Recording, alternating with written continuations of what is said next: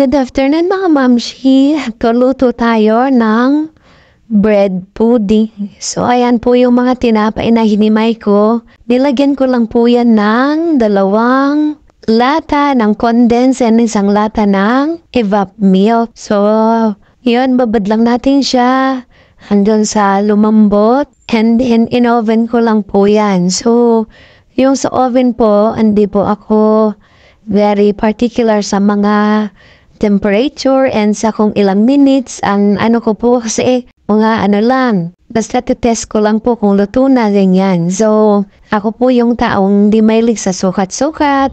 Tansya-tansya lang po tayo.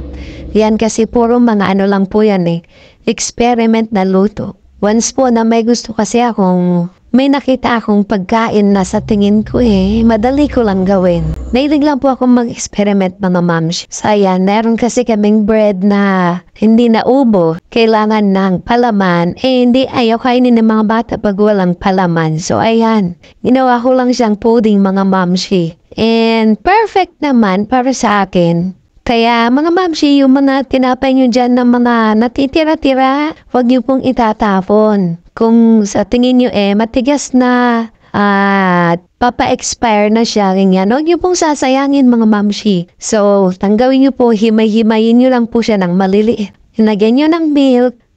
Kung gusto nyo lang mas matamis, pwede nyo pong dagdagan ng sugar. Pero ako po kasi hindi ako mahilig sa sweets, kaya milk lang. Kung ano yung lasa nung nilagay kong condensed, yun na po yun. Then kung medyo kulang po ng liquid, dagdagan nyo po ng water para malubog na mabuti yung bread at mababad siyang mabuti bago nyo po siya in oven. So, ang nilagay ko po temperature ng aking oven ay parang 200 degrees po yata. And importante po lang doon ay i-preheat nyo po muna yung inyong oven bago po ninyo ilagay yung inyong lulutuing tinapay. So yan lang mga mamshi, hanggang sa mga susunod na recipe ng inyong madiskarteng mama.